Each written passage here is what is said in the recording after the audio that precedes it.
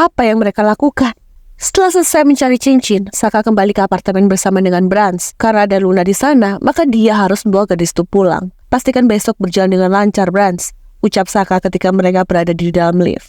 Sementara pria itu sedang sibuk dengan tabletnya untuk persiapkan besok. Ya, karena Saka berencana akan melamar Stella besok. Dan berharap itu akan menjadi momen yang tidak pernah terlupakan bagi Stella. Hubungi Pearl dan katakan padanya agar tidak membocorkan hal ini pada Stella. Baik. Hanya itu yang dia berikan sebagai jawaban, karena jarinya sibuk mengetik untuk membooking tempat spesial besok. Karena sekarang dia benar-benar yakin jika Saka sangat tulus dengan niatnya. Ting, dentingan lift berbunyi. Pertanda jika mereka sudah tiba. Tepat setelah pintu terbuka, Saka langsung keluar lebih dulu, meninggalkan Brans yang masih sibuk dengan pekerjaannya. Dan dia tersadar ketika pintu lift sudah hampir tertutup. Si brengsek itu, gumamnya dengan kesal. Karena Saka bahkan tidak memberitahukannya padanya jika mereka sudah sampai. Brans terlalu fokus, tapi dia tidak menyadari jika lift sudah berhenti. Beruntungnya, dia menekan tombol dengan cepat dan pintu lift tidak tertutup kembali. Saka membuka pintu apartemen. Seharian ini dia sangat merindukan Stella. Meskipun pesannya selalu dibalas dalam waktu singkat, tapi jika tidak melihatnya, Saka merasa sangat uring-uringan. Persis seperti bocah remaja yang baru saja jatuh cinta. Tepat saat dia mendorong pintu dan menampilkan keadaan dalam unit apartemen, Saka dibuat terkejut dengan keberadaan Stella yang tiba-tiba muncul di hadapannya. Dengan tatapan kesal dan kedua tangan yang bersedekap di depan dada, persis seperti seorang ibu yang ingin mengomeli anaknya karena pulang terlalu larut. "Oh, kamu menyambut saya?" tanya Saka dengan senyum miring khas dirinya. Meski senyum itu tampak menyebalkan, tapi tetap saja pesona pria itu tidak pernah luntur. Namun sayangnya Stella tidak memberikan respon apapun. Dia terus menatap Saka dengan kesal. Masih terbayang dalam kepalanya bagaimana ucapan Brans yang mengatakan jika di dalam apartemen ini ada CCTV. Jadi selama ini semua hal yang dia lakukan berada dalam pantauannya. Astaga, itu akan sangat memalukan. "Ada apa denganmu, Stella?" tanya Saka yang keheranan sendiri. Ternyata ekspektasinya terlalu jauh. Dia pikir Stella akan menyambutnya dengan penuh kehangatan dan memeluknya dengan mesra, lalu membisikkan kata cinta. Tapi sepertinya hal itu terlalu jauh dari kenyataan. "Kamu tidak memeluk saya?" tanya Saka lagi, yang masih berdiri hanya berjarak 2 langkah dari Stella. Sementara Luna berada tepat di belakang Stella, persis seperti prajurit yang melindungi ratunya. "Kamu memasang CCTV di sini?" Sebelah alis Saka mendelik ke atas, keningnya sedikit berkerut dan dia memandang Stella dengan seksama. "CCTV? Sejak kapan di apartemennya ini ada CCTV?" Saka sangat menjaga erat privasinya, bahkan enggan memasang CCTV di sini. Karena berhubung tempat ini adalah apartemen pribadinya, dia merasa hal itu tidak penting. "Tidak? Ada apa?" Stella mendengus kesal. Lirikan jengkel itu sampai terasa hingga ke ulu hati Saka.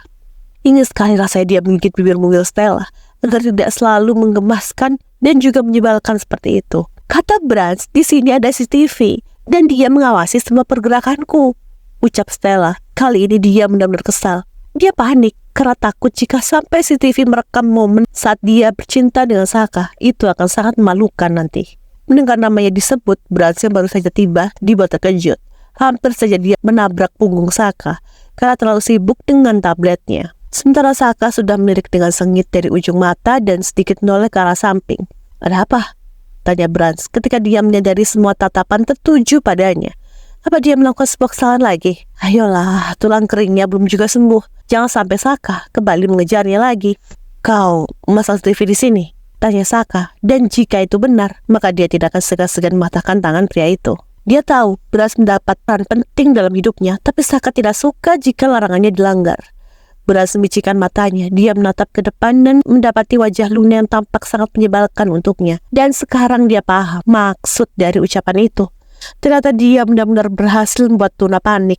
Saka berbalik karena tidak kunjung mendapat jawaban dari Brans. Dan ketika dia berbalik, pria itu segera memberikan isyarat. Saka merutkan keningnya. Dia mencoba memahami isyarat yang diberikan Brans. Namun sayangnya dia tidak kunjung paham. Bagaimana mungkin dia bisa mengerti? Karena Brans hanya menggerak-gerakkan alisnya secara tidak beraturan. "Iya, ada CCTV di sini," jawab Brans dengan cepat. Untuk memastikan apakah Aluna bekerja dengan benar. Sambungnya lagi dengan cepat karena jika tidak menjelaskan, maka pukulan dari Saka yang akan menjelaskan. Seketika Saka langsung paham ternyata Brans hanya berpura-pura. Ini merupakan langkah yang baik karena dengan begitu dia pun bisa menakuti Stella jika dia melakukan hal aneh-aneh. Mengundang pria lain misalnya ketika dia berada di luar kota. Meski sebenarnya hal itu tidak akan pernah terjadi, tapi rasa was-was dan overthinking itu selalu membuat Saka tidak tenang. Rasanya dia ingin mengawasi Stella dalam setiap gerakan matanya. "Paman serius? Ada CCTV di sini?" tanya Luna, yang sudah heboh sendiri. Sekarang sejak pagi dia bahkan tidak duduk sedikit pun. Takut saja jika tiba-tiba Brans menelpon dan mengamuk padanya. Itu jauh lebih menyeramkan, apalagi kalau sampai Brans tidak membayar upahnya. "Jadi, di sini ada CCTV?" tanya Stella, dan detik itu Saka langsung berbalik untuk menatap wanita itu. Di sini ada CCTV, ucap Saka, lalu mendekat satu langkah dan dengan tiba-tiba menarik pinggul Stella hingga tubuh mereka saling terbentur. "Kenapa? Kamu takut?" Seketika Stella menjadi panik. Dia benar-benar was-was jika sampai khawatirannya terjadi. Sangat memalukan jika sampai Brans melihat apa yang dia lakukan dengan Saka sepanjang malam. "Temani saya mandi," bisik Saka dengan pelan, diiringi senyum miring itu. Stella semakin panik, namun dia bahkan tidak bisa menolaknya karena sekarang Saka sudah memandangi dirinya, seolah mengatakan jika menginginkan tubuhnya. Saka menuntun Stella untuk masuk ke dalam kamar, sementara Luna membelalak kelopak matanya.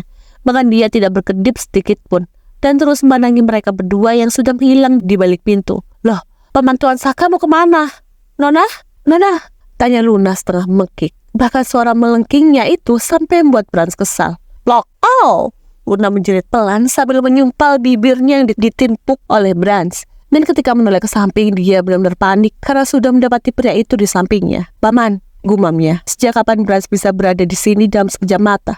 Padahal tadi dia berada di depan pintu." "Jangan bersikap seperti orang hutan," sarkas Brans. "Bibirmu akan saya jahit kalau sampai berteriak lagi," ucapnya lagi dengan tajam. Dan detik itu Luna langsung mengatupkan bibirnya dengan rapat dan memperhatikan pria itu yang berjalan menuju sofa dan duduk di sana. Beberapa menit berlalu, mereka saling terdiam di sana. Luna terus memperhatikan Brans yang sibuk dengan pekerjaannya di tablet. Di tengah suasana hening antara mereka, tiba-tiba terdengar suara desahan dari dalam kamar, yang mana hal itu langsung membuat keduanya terdiam. Luna terengah-engah seperti ikan yang kekurangan air, sementara Brans terdiam meski itu hanya sesaat, dan dia kembali melanjutkan pekerjaannya. Suara itu kembali terdengar, bahkan kali ini sangat jelas. Luna sangat yakin itu desahan Nona Stella. Dia meneguk salivanya dengan kasar, bahkan seluruh tubuhnya sampai bergetar hanya dengan mendengar suara itu. Astaga, apa yang akan dia lakukan di sini? Berdua dengan seorang pria dewasa dan mendengar suara desahan. "Paman, panggil Luna dengan pelan, bahkan terkesan seperti berbisik. Namun tampaknya Brans lebih memilih untuk mengabaikan hal itu. Tapi bukan Luna namanya jika menyerah secepat itu. "Paman," panggilnya lagi dengan pelan, mencoba untuk menarik perhatian Brans di tengah suara desahan yang terdengar. "Paman!" Karena kesal, Brans akhirnya menatap gadis itu dengan kesal. "Tolonglah, jangan memancing dirinya yang sudah hampir mati tegang seperti sekarang." Brans menatap gadis itu yang entah sejak kapan sudah duduk tepat di seberangnya. "Apa yang mereka lakukan di dalam sana?" tanyanya yang masih setengah berbisik. "Kenapa Nona mendesah?"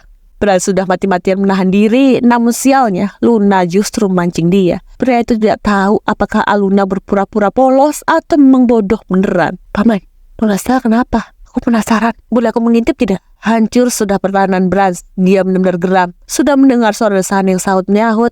Kini dia kembali mendengar suara Luna yang terdengar seperti desahan juga. "Paman, bibir Luna spontan terkatup rapat ketika dia menyadari tubuh tinggi Brans menjulang tepat di hadapannya. Dia panik ketika Brans menatapnya dengan tatapan sayu. Luna menjerit pelan ketika menyadari Brans mencondongkan tubuh ke arahnya dan hanya menopang sebelah tangan ke pundak sofa. Bahkan kini, dia bisa mendengar deru nafas Brans yang begitu berat. "Kau menginginkannya?" tanya pria itu dengan semerik menyeramkan.